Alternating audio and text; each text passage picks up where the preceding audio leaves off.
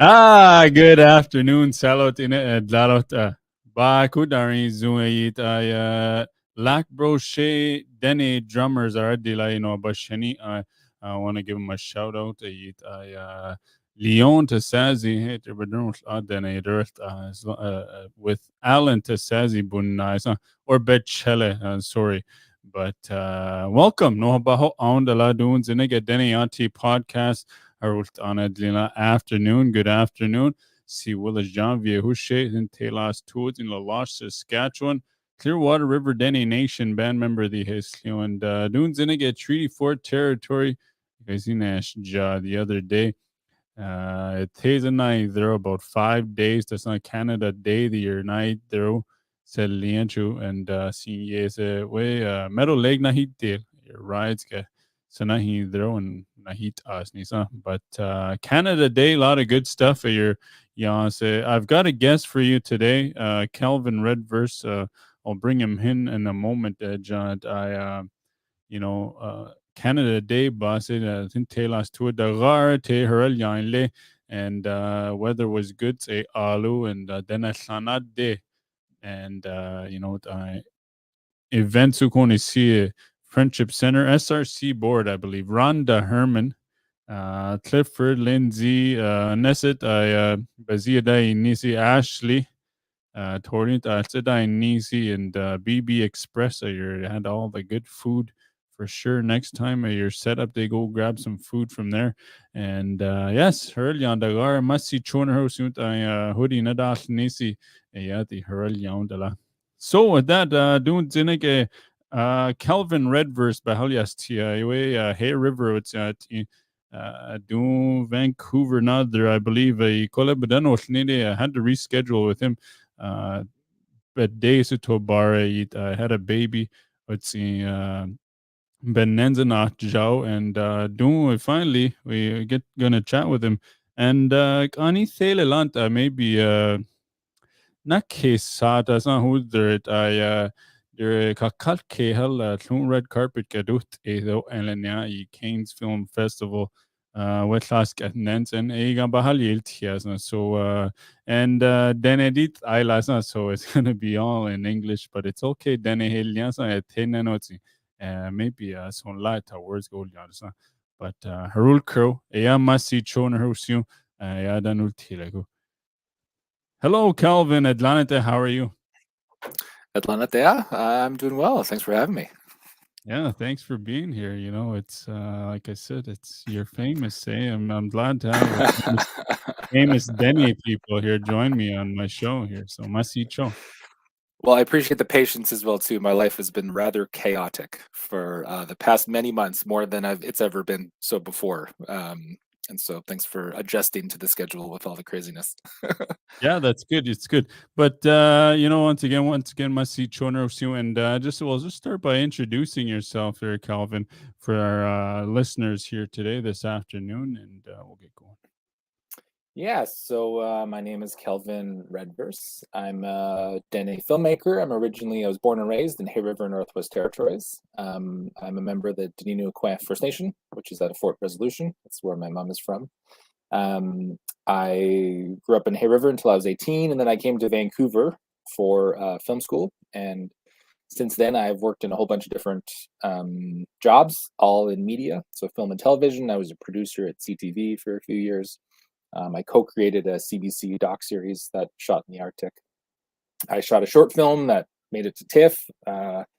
I just shot my first feature film this past February or March and April, actually. And it was actually shot in Hay River on the highway between Hay River and Fort Resolution, so in my traditional territory, partially. And yeah, I'm just pretty honored to be here. Proud Dene. Yeah, Nizun, good stuff. That's a lot of accomplishments, But excuse me there for a second, but I want to go back to the beginning. Like you say, you grew up in Hay River. What was it like growing up in the north? It is a far north. I've always been fascinated by the Dene people up there. I don't know why, but tell us a bit about growing up way up in the bush. It's beautiful country all over the north, and to when you wanted to leave and pursue media.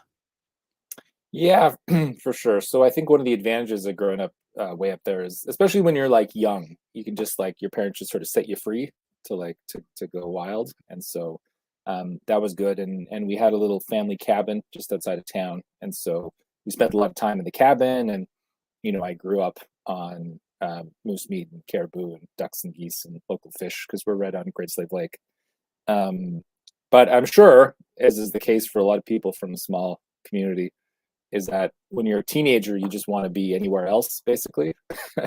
So I definitely had that when I was like, 13, 14, 15. I was like, wow, this is small and stupid. Um, but my parents were really supportive. And so, doing well in school and staying involved in sports was really important. But when I was a teenager, once I kind of picked up a video camera, that was when sort of my life made sense. Um, and as I always say in Hay River, there wasn't much better to do than to make movies. And so once I was 15 and our family had a little camcorder, once I kind of picked that up, I just ran off and started to make movies. Apologies if you hear sirens or whatever. I am downtown Yeah, in I hear it. It's all good. Vancouver. Yeah, everybody's safe. Don't worry. Yeah. um, and it was actually a really great place to make movies as a teenager because at the high school, once we started doing it and they saw that we were really putting effort into it, like it meant a lot to us, and we would make goofy, silly little comedies or whatever. But everybody was really supportive, and so we kind of had free run of the school. If we're like, hey, we need to take the afternoon off because we're going to go shoot this movie, they're like, yeah, cool, that's great. They just wanted us to be passionate about something. And even those movies that I made during high school, I would send them off to festivals kind of around the world. Um, and they would like, win awards and stuff at like high school film festivals. And yeah, that was exciting. And so making movies is what just brought me so much joy all through high school. And obviously, whatever it is, 20 years later, here I am still doing it. Yeah, that's cool. When you grow up in the north, a lot of people don't realize when you grow up in the north, you don't really get much, and when you see something new come, you get so fascinated about with it. And I'm sure that's where your passion grew from that. You grew up around the culture and the language up there, and how much of that influences what you do now here today with media? Yeah, for sure. And so when I was 16, once my dad saw that I was like, I just loved making movies so much, he helped me to start a little video production company in Hay River. And so we got a loan from the GNWT, like a loan slash grant for kind of, a youth starting a business kind of thing. So we got decent camera gear. And so I would do work for him initially, like little video projects. But then also I would branch out and like local First Nations would hire me to do little video projects. And so some of them are really cool. One of the first ones was it was the Smithsonian Institute down in the US, the National Museum of the American Indian. They wanted to do videos that capture traditional crafts and the way that, it's done traditionally. And so I didn't set this up. It was sort of through my dad, but I was the video, the camera guy, editor, that kind of thing. And so we did these two documentaries. One was on the making of a porcupine quill bracelet.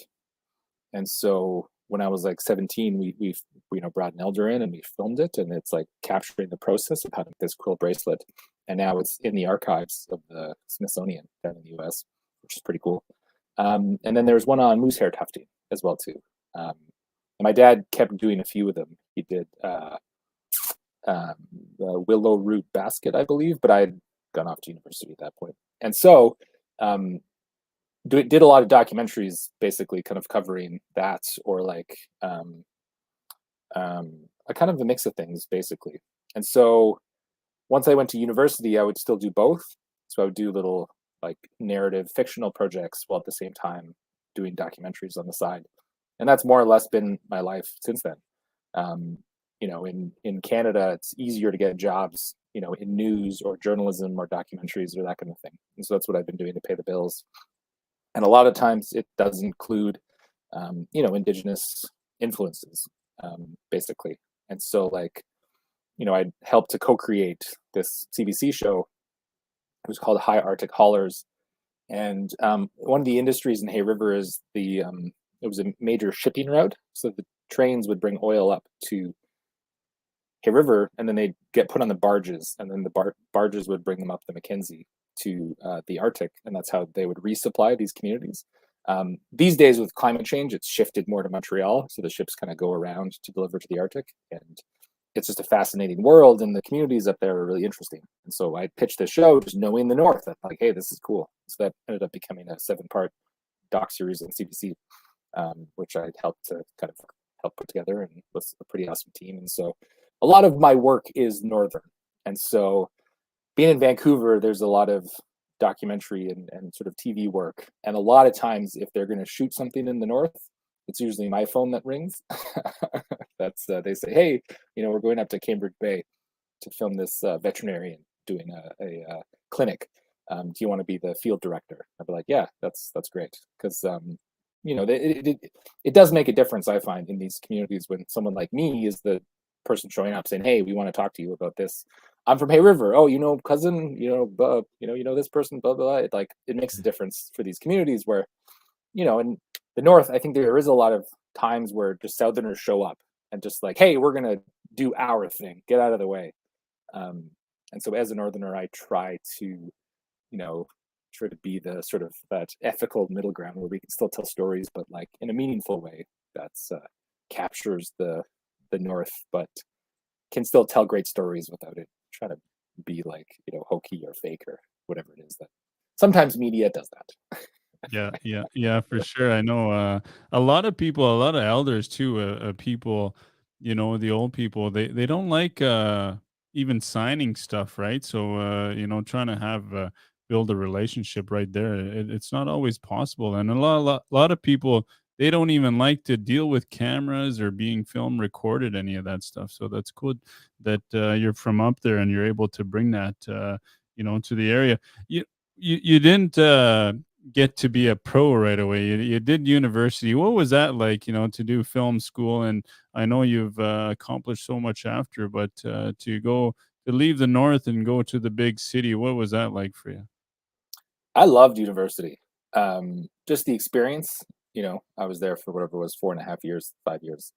And I went to Simon Fraser University in Vancouver. And it's interesting because I don't know, my mom, she's Dene from Fort Res, and my dad is non-Indigenous, and he grew up in North Vancouver. And so, I kind of have a mixed background. And it's interesting because it sort of is played out where those have both become sort of both my homes, which is like, I try to get up to Northwest Territories as much as I can. But being in Vancouver, it does, there's this kind of feeling of home to me. So it wasn't ever too much of a shift. A lot of his family is here. So I have cousins and like aunties and uncles and that kind of thing here, as well as my sister at the time was going to UBC. And so it wasn't as big of a shift as I think it maybe could have been. And also I think because we traveled so much as kids and teens for like sports, like all of us, me and my sisters would traveled. My older sisters that they were part of, they were figure skaters who would go across, and I was a hockey player, so we go everywhere. Um, but just the experience, it's fun, to like to go kind of be on your own, right? That feeling of like kind of remaking yourself and figuring out who you are. And I definitely had that experience at university. And what's interesting, because what I had said before of, when I was a teenager, I just wanted nothing to do with where I was. That changed through university. And once I was away, that like desire to go home as much as possible really set in. And so at first, when going home for the summer would make me grumpy, I'd be like, well, I just want to stay in the city. By the end of university, it was like exciting to like, oh my God, I get to go home. I'm gonna like, go paddling and call moose. That's like usually my favorite part of the year. Yeah. Yeah, um, it's I was just home. I've been home the most in the last few weeks in a long time, but it's nice to get there, but I'm a little too urban too now that I'm realizing, a few days up there, okay, I want to get home. But it's yeah, good to be around the people you grew up with and everything, right? It feels right. yeah, I kind of like both. I like I live downtown Vancouver right now, and there's like you can just sort of be in a world of people, but you're, I don't mind that. but I like the opposites. So it's like I could be in the middle of the city, or just put me in the woods, just like by myself at a cabin for like a week, and that's great. Mhm. I like both of those things. Yeah, my daughter is actually she wanted to this is gonna be her first time going up there with, her grandmother, alone, I think we've been put in that situation many times growing up in the North, as Dene people too. So, she loves we got to the South, she's like, "Oh, there's no more trees." So she's building her own connection to the north, so that's cool to see. She's going to be going up there for a week, and going on with the film school and all that stuff. After film school, you've what was the next step for you? Where did you go off to? You've already had experience making films, and what did you do next after university? Um, well, it was pretty exciting actually, because I had done a bunch of documentaries throughout university and high school, as I mentioned, like especially with Indigenous topics, and so word kind of passed that I had been in this world and that kind of thing. And so, right after university, I went and I traveled Europe for 2.5 months.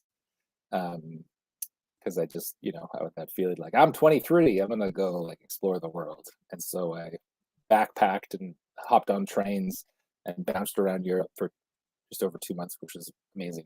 And while I was there, um, there was a job opening as a producer position at CTV First Story, which is a little Indigenous current affairs show. It's not around anymore, but it's based out of Vancouver, and it's half-hour episodes, 12 episodes per season that just examine Indigenous life as it was. And it's like both a mix of like hard news, so like breaking news stories about oil and gas developments and that kind of thing, or just like interesting human interest stories. And so this job position came available, but through people talking, knowing that I had done documentary work. And so I got that email while I was in Europe. I was actually in Greece at the time. And so he was like, let's get on the phone. And so I found a payphone at the ferry dock at one point and talked to my future boss. Didn't know at the time, but I was like, hi, I'm Kelvin, like da da da, and I had to explain I was in Europe. And then he was like, well, send in your resume. And I was on a ferry an hour later to Italy, and then I was in Rome, and then I sat at an internet cafe and did my resume. And I sent that off, and then they said, yeah, we do an interview. And then I was in Florence, and I did an interview at a internet cafe, and then I was in France, in Paris, and I got the phone call at whatever it was, like 11 o'clock France time, and they're like, "You got the job," and I was like, "Ah, so exciting!" And then I 4 days later was in Frankfurt, and I flew home, and then I started work the next day. So it was like graduate, trip, boom, start work at CTV as a producer. Um, and So have actually, you been there ever since? in Vancouver. No, I mean, with CTV, how Oh long were no, you sorry. there? Yeah, that was 3 years. So I did that for 3 years, 3 seasons, as a producer, and actually the first episode I did was about these oil spills up in Treaty 8 territory in Dene country in northern BC. That's There was a bunch of little oil spills, like not big enough to make the news, but so many of them that it was just really challenging for the community. And so we went up and did the story, and that was the first thing I ever did for the show. Then it won one of the top journalism awards in BC, which was a good start. Just feeling like this punk 23-year-old, but also it kind of put up the things together that I like, which is that it's like Indigenous, it's allowing people to tell their stories, and it's like northern basically. So I Mhm. did that for 3 years and told fun stories again, both like hard news, but also just like a West Coast artist who does Star Wars characters, but using that Northwest Coast style. It was a fun job. Do you find a lot of, indigenous, current events hard news? A lot It of stuff. depends. Yeah, at the time, we we weren't reporters that would like go do the daily beat and kind of like cover the thing and then turn it around and send it out the next day. But I think we had an advantage at that show because the rest of the news folks just kind of let us be. We were like the small team of like five of us, like up in the top, second floor in the corner. Um, at CTV, and so we had freedom for us to decide the stories that we thought were important. And often we would break stories that other people hadn't looked at because we would just, see things or have insights into the communities that just didn't exist. It's funny because even now, it's like there's more of that. But back in 2010, whatever that was, like it was pretty rare, I think, to have a show like that actually like had the freedom to just like tell the stories that we wanted. And so it was a pretty unique situation at the time. And like we were covering fracking, for example, before it became nationally aware of what fracking was or about, kind of thing. And so we had done episodes that were, I think, some of the first people to talk about it and some of the concerns that these communities had.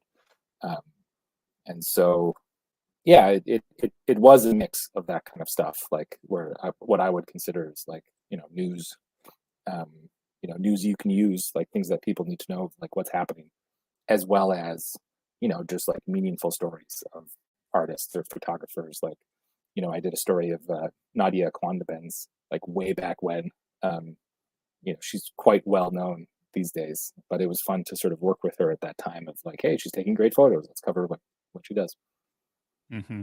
Yeah, it's I really follow that too. It's like everybody's got a story to tell. It doesn't always have to be, uh, you know, somebody famous or anything, but just everyday people from northern communities, Dene people. They've got a story to tell. I really like that. Awards, you've won so many awards all over. What was it like to, like you just mentioned there, one of your documentaries, they won an award in BC. What was it like when you first won for? There's so many of them. I don't even know which one to go on first. But tell us a bit about winning an award in the industry. Yeah, it was exciting. It was kind of surreal, and it seemed almost like before it's due. Like, because again, I was like 23, and then I picked up a few when I was 24 and 26, I think. And so it was unusual because you have these journalists that have worked there at this company for decades and had won this specific award. And so it was both exciting and sort of like, I guess, there's like imposter syndrome that goes with it, where it's like, I guess I deserve this, but like, I think over time I've learned just to accept that, yeah, if I put in hard work, it's a nice little gesture to get this thing that like, signifies something that you did. But actually that episode that I did, um, the award was exciting, but the community, they had told me that there's been a few other reporters that had come up to try to tell the story, but they would be non-Indigenous and just they weren't very happy with how it was.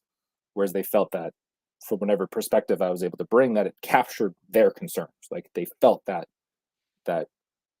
what it was that they were concerned about was spoken for in the documentary. And so they gifted me a painting, just because it meant so much to them, that still hangs on my wall in my living room. And that means just as much, that the community comes to you and says, hey, thank you, you helped us get our story out. This means the world. And so that's just as much of an exciting thing to me as getting the award. But I mean, the awards are nice. It's fun. The glitzy award ceremonies, and actually, there's a really nice picture from 2013 of when I picked up my second Jack Webster Award, of wearing the fancy suit and holding the award. And of course, what I was wearing was my lovely pair of Dene moccasins. Even back in 2013, because that's whenever I go to these festivals or awards or whatever it is, I try to insert a little bit of my tradition into my outfit. A little bit of Dene, yeah, it's cool. I always like to push the Dene representation. Just use that, put it up everywhere, and so we're here too. I really like that. So the most I guess people know you by is the moccasins and the award show at Cannes Film Festival. I believe it was in Paris. It's in the south of France, so it's in the Riviera. Like, Okay, close to Nice. it's kind of Yeah. interesting. You got your job when you were in Paris, you say, and you go back there, That's and actually true. and tell us a bit about the festival, and going back years, you bring that Dene element to anywhere you show up, and here they tell you no, take those back, the other side of the world kind of thing. Tell us a bit about that. Yeah, for sure. So I've bounced around the industry quite a bit. The goal has always been to work in like feature films, like narrative projects, but it's really difficult to break into because it's expensive, and I've been working to be like a writer director. But a couple years ago, I started to decide that me being a producer may be just as good of a fit for me, where you kind of be the business person who puts together the various pieces and that kind of thing. And so I was a part of a program that was through Capilano University here in BC called Filmba, which is supposed to support Indigenous producers, where in the media world out there, there just isn't a lot of Indigenous representation at all in terms of, us being at the highest echelons of like, making deals with Universal or Paramount or whatever.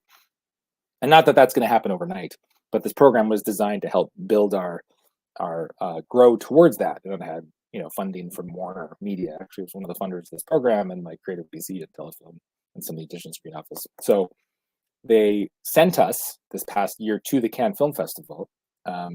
There's a cohort of 6 of us, Indigenous producers from across the country, and really exciting, awesome people who I've been, it was over the pandemic, this program, and so we were always on Zoom, but the 6 of us got to go and be a representation at the festival. And the whole idea is for us to go there, to network, to meet with sales agents, to meet with distributors, kind of build our reputation in the global film community. And the whole trip was I would say, a pretty big success just for us to get to go there. And having that feeling of, being, this like Dene kid from the North,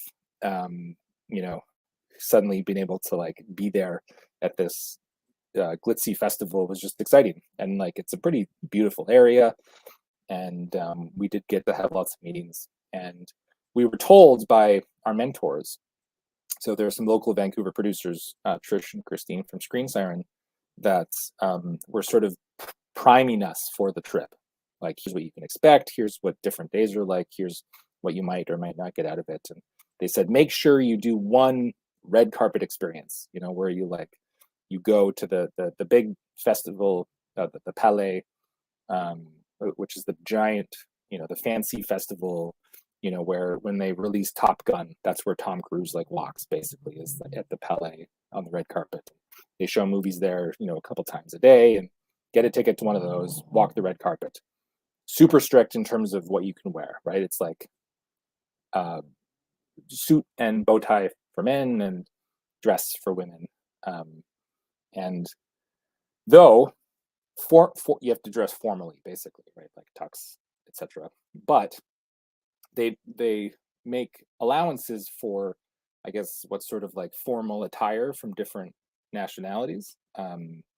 So like, if you show up in a kilt as a Scottish person, generally people understand that is a formal representation of clothing for a Scottish person. Or if like Indian and you wear a sari, that's what we were told. And I was like, okay, great. Well, I'll wear my bow tie, I'll wear my tux, and I'll wear my moccasins, because like, it's like formal when people get married in their moccasins. It's like that's what you show off your beading. It seemed pretty innocuous to me. And so even beforehand, I got my ticket to the red carpets, and I was with my little group earlier in the day, and I put on my outfit and my moccasins. We were like taking photos, and it's like, wow, this is great. This is going to be so cool. And I show up at the red carpets, and I switch into my moccasins and start. There's like checkpoints, so you don't just go, straight onto it. There's like, security, and they check your tickets and that kind of thing. And I got through the first one, and then I put on my moccasins, and immediately they stopped me and said, "You can't wear those." And I was like, "Well, like explained. This is cultural. This is formal. This is similar to someone wearing a kilt. This is formal for me, for my culture." And they're like, "Nope," or they would like pass it up the chain. They're like, "I gotta go talk to my manager," and someone else would come, and they were kind of looking at me, and then they kind of shuttled me back to the first checkpoint where I'd first got in, and then my cohort had come because I was texting them and telling them what was happening. And they were like getting really upset, and so Trish, who was one of our mentors, she speaks French. And so she started to explain to them, like, this is a cultural thing. This isn't just some random person, trying to wear this. And what was interesting is what these people were saying is that, like, if I was wearing if I had full regalia, it would have been like, yeah, that's okay. Because I think they had this image in their head of what an Indigenous person's cultural wear would look like. Like, I think if I had had a headdress and a loincloth, they would have been like, oh, okay, like, yeah, we know that. But they just didn't understand what these moccasins were. And then there was this like aggressive male security guard, the bouncer, so to speak, who, for whatever reason, something just clicked for him, and then he hit his breaking point, and he just demanded that I leave immediately, that I needed to leave out, get out. And he kind of got in my face. And there's like a photo floating out there of this, where it's like, I'm absolutely dumbfounded, and this security guard is so angry. And yeah, so I got booted. They said, you can't wear those. So they wouldn't let me get on the red carpet with my moccasins. And I didn't want to miss my red carpet experience because it might have been my only one. So I switched into, like the Western formal shoes, and walked in and was processing this. Because I was pretty disappointed. My sister, she made those moccasins for me, for exactly situations like this. Yeah, so it was a very sad day. I was pretty disappointed. Yeah, what was it like to process that? I was going to ask you, but I can tell just by looking at you, you went from 100 to 0 in even sharing that story. So I'm sure you're still trying to deal with yeah, There they are. it's not only yourself, it's your sister too. Your sister has it. Hey, I made those. That walked on the red carpet in Paris, and that connection to everything. Dealing with it now, what was it like? Even now, does it still bother you so much that it did there, or someone was really aggressive with you? At the time, I was pretty shell shocked. I think that's a good way of saying it. Like, I'm not an angry person. Like, some people are just like ready to like yell back or whatever. And I'm kind of I'm a little puppy dog. Like, I don't like confrontations, and I was really overwhelmed at this aggressiveness. But the crew that I was with, they got angry for me, which I really appreciated, because I kind of needed that, because it took me a couple of days to just process it all, and I was feeling kind of hurt and that kind of thing. But they took it up right straight to the brass at the festival. And so, like, folks from Telefilm in the Indigenous Screen Office went to the festival and said, this is absolutely unacceptable. This should never have happened.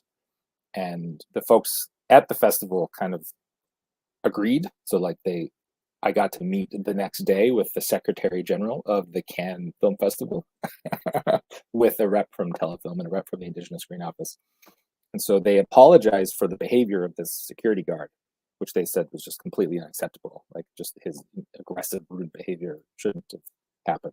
But even then, they were still kind of cautious. They were like, yeah, we don't think, like, even them, they were like, we don't think we would have, even if the formal channels had been followed, like, that these would have been okay. Which was still kind of surprising to me, because we were explaining to them, they kept calling them slippers. They're like, you can't just wear slippers on the red carpet. It's like, well, they're not slippers. They're a formal clothing article for these reasons.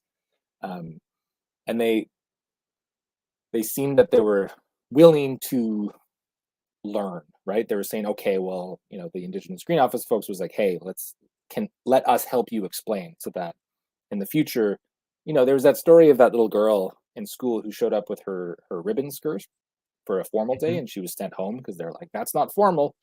And then I can only imagine how devastating that would be, because, like, I'm a 35-year-old man, and it hurt, let alone to be an 11-year-old or whatever it was, to be able to, like, Yeah. told no. And so hopefully that the festival is going to learn from either the Indigenous Screen Office or whatever, to get a better cultural understanding, because they just never seen moccasins before. They had zero understanding of what this was. And so it was an interesting feeling to be the first person to go to them and say, hey, this is a formal cultural piece of clothing. And they're like, okay, well, hopefully let's learn. And so it was nice that they did the meeting. I think my feeling is that I'm still going to hope to see that in the future the festival has some sort of policy where they make clear what is okay and not okay, and how. Because like they could have Googled what a moccasin was, or like they could have looked it up, right? Mm-hmm.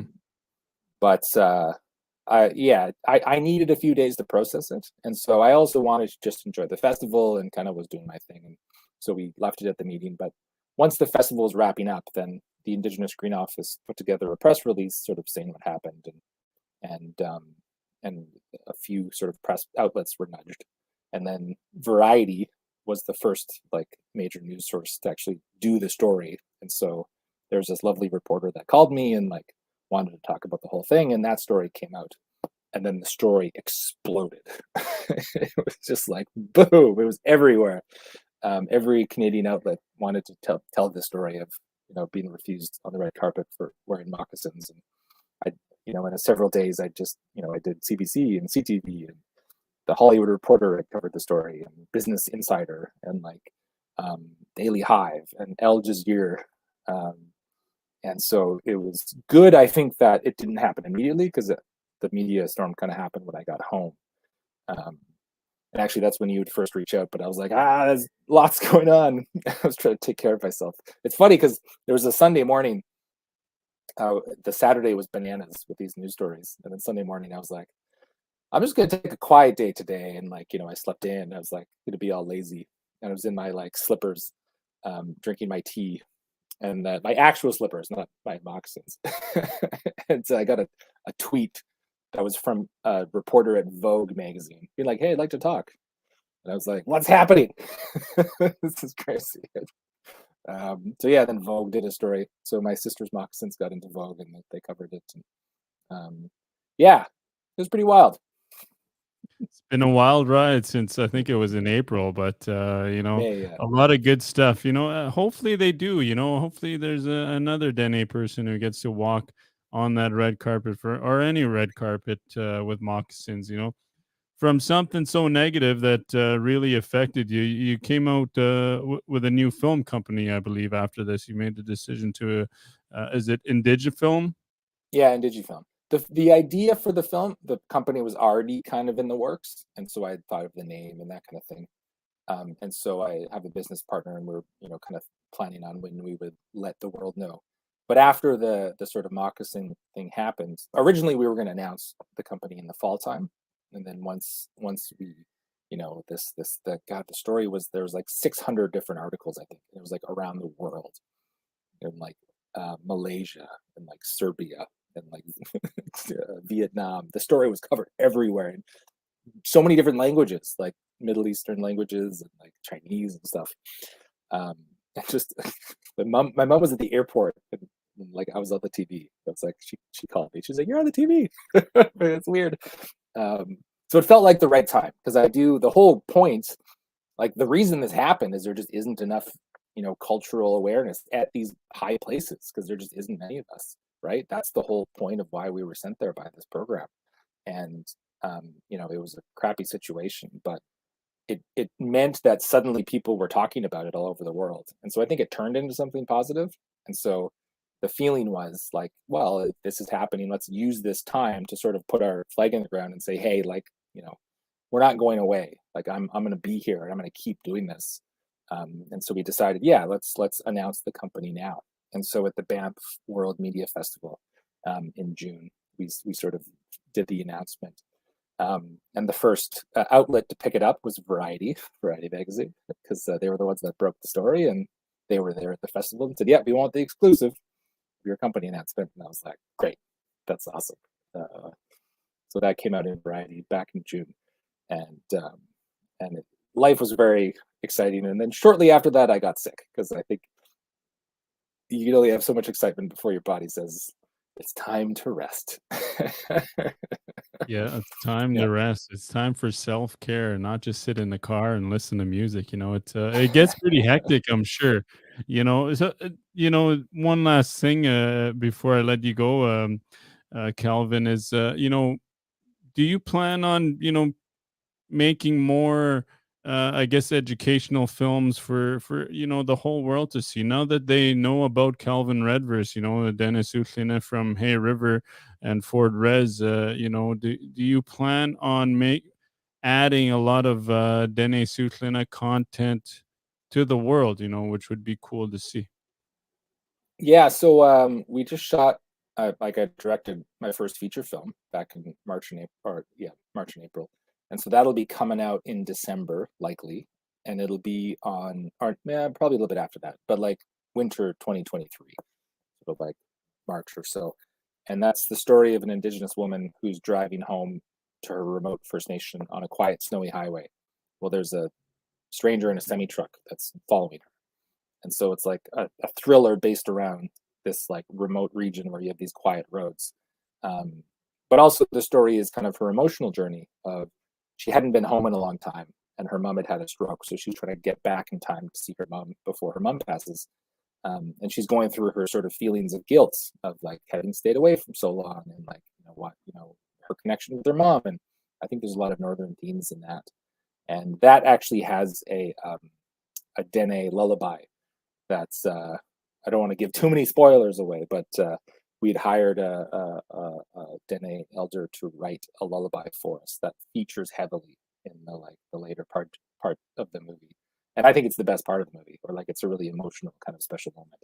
And so hopefully, once that film is ready, and with all of this momentum with the new company and the press attention that this movie can premiere somewhere around the world, like whether it's Sundance would be the top goal, but like the Berlin Festival or something like that. And yeah, I think that'll be the first step of telling these interesting Dene stories around the world. And not everything I'm going to do will be Dene or Indigenous, but it is going to definitely be a part of the kind of work that we do. Um, and also, it's like even just doing press and talking about, yeah, we shot a movie in Hay River, Northwest Territories, and it was awesome. Like the North is a great place to have productions, and like there's good people up there, and you can tell stories in media for a world audience from anywhere.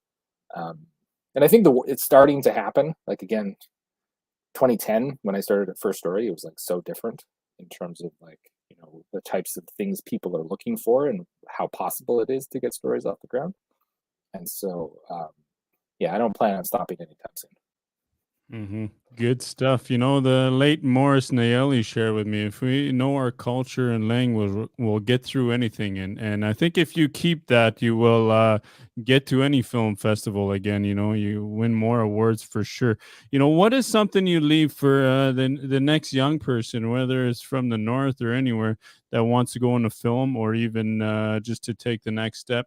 Leave for the big city and to become successful and bringing that home to their home community, because I'm sure a lot of people in your home community, they're very proud of what you stand for and what you do. So what do you leave for the next young person, or even adult who's thinking of leaving that job and going to university or something? Yeah, for sure. So I spent 4 years working on We Matter, which was like a national Indigenous youth mental health organization, and the whole idea was to try to spread like meaningful messages and that kind of thing. So I've thought a lot about what what I would say to someone, a young person or someone who's aspiring to something. And I think if I was to think of one thing, it's to find the thing that you love, and the thing that you love will get you through so much. Because like in our lives, we there's loss, right? We have like in our communities, we know what it's like to lose an uncle or to lose a cousin, or that kind of thing, and like there's challenges with like addiction and that kind of thing. But it's always your passion, like whether it's like if someone wants to write novels, or like if someone loves writing, or just like to make movies. If you focus on that thing that you love, it gets you through all of the hard times. And that's what it was for me. And so being able to even going back to what I was talking about in high school, where once everybody saw that we were like put work and effort into this thing, that we were like making movies, like doors start to open. It's like, if you like making movies, just make them, just start making them, and people will see, and then they'll like help you. And even if you think that you're not the best student, or you're like you struggle at certain parts, it's the energy that you give even if it's in one part of your life, it can kind of cause all these positive ripples everywhere. And so for me, it was just making movies. It's like, yeah, this is the thing. I'm going to do it. I'm going to work hard at it. And people saw that and they started to help along the way. And yeah, so find what it is that you love. If it's writing or like drawing, like, you know, making comics, like put work into that, and like, God, so many doors are going to open. And, you know, but also be kind to yourself, you know, take breaks, self-care, you know, go chop wood for an elder. Yeah, go visit your newborn nephew or niece there if your Yeah, sister has a baby. definitely do that. Yeah, That's take what part. I needed after all the craziness. I went to the Yukon and I just spent a Yeah, week feeding, cooking food for my sister, holding the baby, and it just reset me. I was like, oh right, like a lot of the other stuff that we think we were about is like, you know, when you get back to basics, it's like the people who you care about and the things you love, yeah. having good tea in the Do morning. do what you love and back to the basics. I think that's why we go home now. You mentioned earlier on, that's, you always find a little piece about yourself. I always, that's all I always tell myself anytime I go home, whether it's too long for me, but I always learn a little piece about myself, and that's very important, to take on your journey with you. So, Calvin, I want to thank you for joining me here today. I know we've rescheduled and everything, all that good stuff. But another day, we'll chat again, maybe in the future. And whatever you accomplish, I know you're gonna do it well with good heart, good values from way up north. So yat amasi choner usin Calvin and dun zinnig in a barrel yaule Masi Cho, thank you so much. masicho. Ho salot in a kuyi Kelvin Redvers Dilano Halya Tid Hey River do Vancouver na there yit Cannes Film Festival ay kakalke halu ga duani si ga no hol nila and betsi so atlan Dennis utlina film ta do yaza but kadano tare and maybe Facebook they bore it on the sa yeah the massive and a do sa hal ya iltia no hal hun tatin dai it's always good dene ay tila la kole dene di helion de la to but in honidit da dok asi yeah the messiness then so yeah salot in a dun zinege yerzem laut in la gabine the tlahun tadilt in adlinos. I'm not sure what time phone call hiltine, but this week tlucho tuises being Cold Lake at your Treaty Days MC Friday and Saturday. Hope to see you all there. Yeah, masi choner soon. Dun zinnigan obarl yaole. See Willis Janvier Hushe in Taylor's Tours in La Loche, Saskatchewan. Clearwater River Dene Nation band member has and today I am in Treaty 4 territory, Masicho.